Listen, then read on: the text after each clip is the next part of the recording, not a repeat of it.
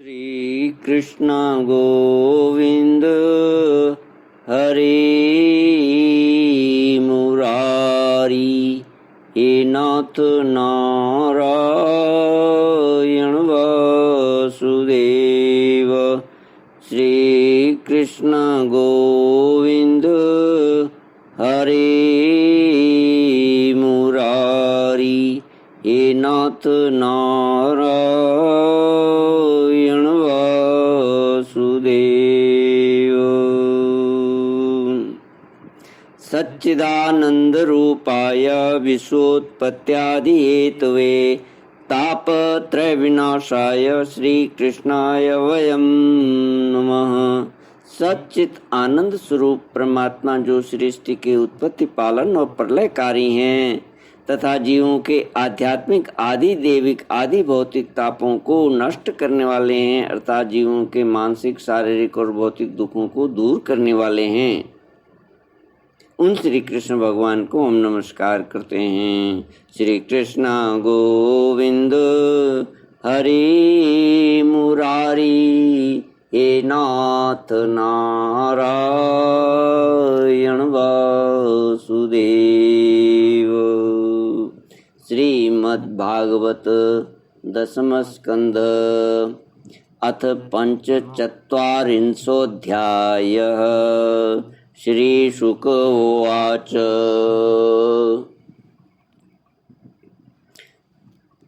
पितरावुपलब्धार्थौ विदित्वा पुरुषोत्तमः मा भूदिति निजां मायां ततान्न जगज्जनमोहिनीम्।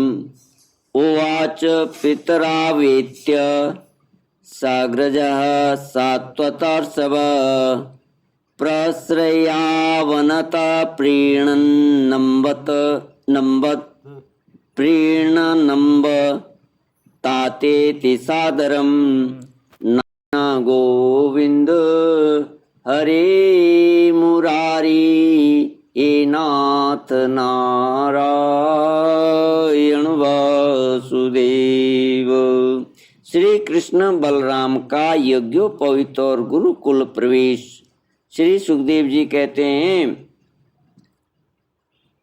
परीक्षित, भगवान श्री कृष्ण ने देखा कि माता पिता को मेरे ऐश्वर्य का, मेरे भगवत भाव का ज्ञान हो गया है, परंतु इन्हें ऐसा ज्ञान होना ठीक नहीं।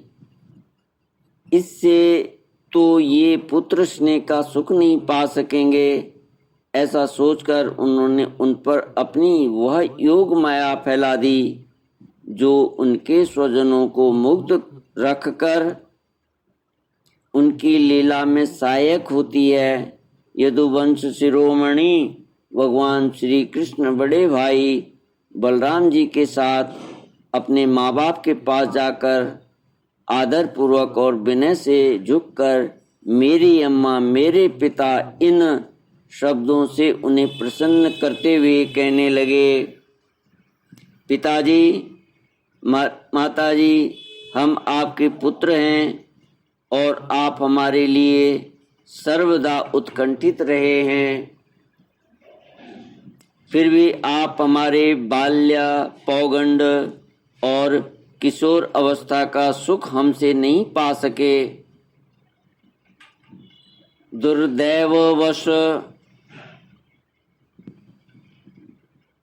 हम लोगों को आपके पास रहने का सौभाग्य ही नहीं मिला। इसी से बालकों को माता पिता के घर में रहकर जो लाड प्यार का सुख मिलता है वह हमें भी नहीं मिल सका। पिता और माता ही इस शरीर को जन्म देते हैं और इसका लालन पालन करते हैं, तब कहीं जाकर यह शरीर धर्म, अर्थ, काम अथवा मोक्ष को प्राप्ति का साधन बनता है, मोक्ष की प्राप्ति का साधन बनता है। यदि कोई मनुष्य 100 वर्ष तक जीकर माता और पिता की सेवा करता रहे तब भी वह उनके उपकार से ऋण नहीं हो सकता। जो पुत्र सामर्थ्य रहते भी अपने माँ बाप की शरीर और धन से सेवा नहीं करता, उसके मरने पर यमदूत उसे उसके अपने शरीर का मांस खिलाते हैं। जो पुरुष समर्थ होकर भी बूढ़े माता पिता, सती, पत्नी, बालक, संतान, गुरु, ब्राह्मण और शरणागत का भरण पोषण नहीं करता, वह जीता हुआ भी मुर्दे के समान ही है। पिताजी, हमारे इतने दिन व्यर्थ ही बीत गए, क्योंकि कंस के भय से सदा उद्विग्न चित्त रहने के कारण हम आपकी सेवा करने में असमर्थ रहे। मेरी माँ और मेरे पिताजी, आप दोनों ही हमें क्षमा करें। हाय, दुष्ट कंस ने आपको इतने इतने कष्ट दिए, परंतु हम परतंत्र रहने के कारण आपकी कोई सेवा शुश्रूषा न कर सके। श्री कृष्ण गोविंद हरे मुरारी, हे नाथ नारायण वासुदेव। श्री शुक उवाच इति माया मनुष्यस्य हरेर्विश्वात्मनो गिरा, मोहितावंकमारोप्य परिष्वज्यापतुर्मुदं मुदम्। श्री सुखदेव जी कहते हैं, परीक्षित, अपनी लीला से मनुष्य बने हुए विश्वात्मा श्री हरि की इस वाणी से मोहित हो देवकी वसुदेव ने उन्हें गोद में उठा लिया और हृदय से चिपका कर परमानंद प्राप्त किया। राजन, वे स्नेह पास से बंधकर पूर्णतः मोहित हो गए और आंसुओं की धारा से उनका अभिषेक करने लगे, यहाँ तक कि आंसुओं के कारण गला रुंध जाने से वे कुछ बोल भी न सके। देवकी नंदन भगवान श्री कृष्ण ने इस प्रकार अपने माता पिता को सांत्वना देकर अपने नाना उग्रसेन को यदुवंशियों का राजा बना दिया और उनसे कहा, महाराज, हम आपकी प्रजा हैं, आप हम लोगों पर शासन कीजिए। राजा ययाति का शाप होने के कारण यदुवंशी राज सिंहासन पर नहीं बैठ सकते, परंतु मेरी ऐसी ही इच्छा है, इसलिए आपको कोई दोष न होगा। जब मैं सेवक बनकर आपकी सेवा करता रहूँगा, तब बड़े बड़े देवता भी सिर झुकाकर आपको भेंट देंगे। दूसरे नरपतियों के बारे में तो कहना ही क्या। परीक्षित, भगवान श्री कृष्ण ही सारे विश्व के विधाता हैं। उन्होंने जो कंस के भय से व्याकुल होकर इधर उधर भाग गए थे, उन यदु, वृष्णि, अंधक, मधु, दाशारह और कुकुर आदि वंशों में उत्पन्न समस्त सजातीय संबंधियों को ढूंढ ढूंढ कर बुलवाया। उन्हें घर से बाहर रहने में बड़ा क्लेश उठाना पड़ा था। भगवान ने उनका सत्कार किया, सांत्वना दी और उन्हें खूब धन संपत्ति देकर तृप्त किया था तथा अपने अपने घरों में बसा दिया। अब सारे के सारे यदुवंशी भगवान श्री कृष्ण तथा बलराम जी के बाहुबल से सुरक्षित थे। उनकी कृपा से उन्हें किसी प्रकार की व्यथा नहीं थी, दुख नहीं था। उनके सारे मनोरथ सफल हो गए थे, वे कृतार्थ हो गए थे। अब वे अपने अपने घरों में आनंद से विहार करने लगे।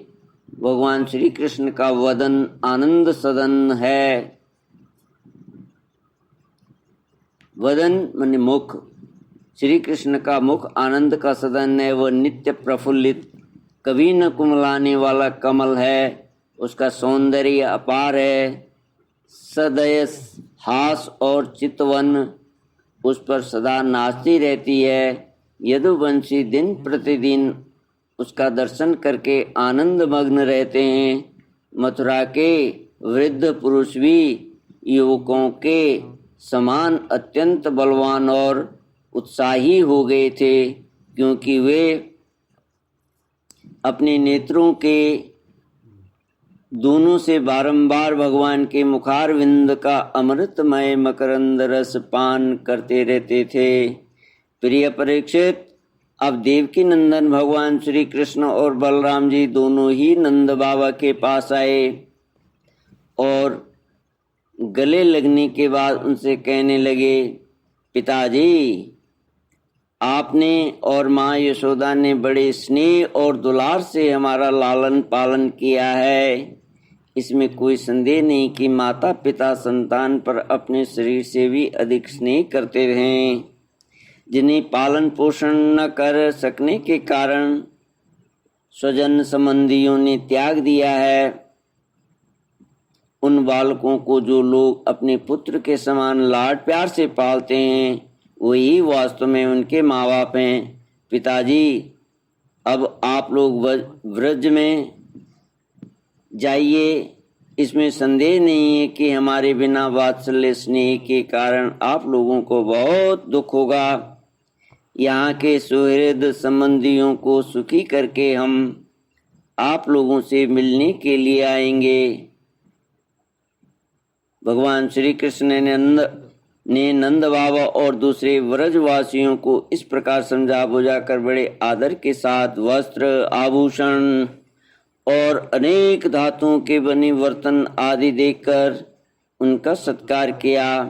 भगवान की बात सुनकर नंद बाबा ने प्रेम से अधीर होकर दोनों भाइयों को गले लगा लिया और फिर नेत्रों से आंसू भरकर गोपों के साथ व्रज के लिए प्रस्थान किया। हे राजन, इसके बाद वसुदेव जी ने अपने पुरोहित गर्गाचार्य तथा दूसरे ब्राह्मणों से दोनों पुत्रों का विधि पूर्वक द्विजातीय समुचित यज्ञोपवीत संस्कार करवाया। गोविंद हरे मुरारी, हे नाथ नारायण वासुदेव, श्री कृष्ण गोविंद हरे मुरारी, हे नाथ नारायण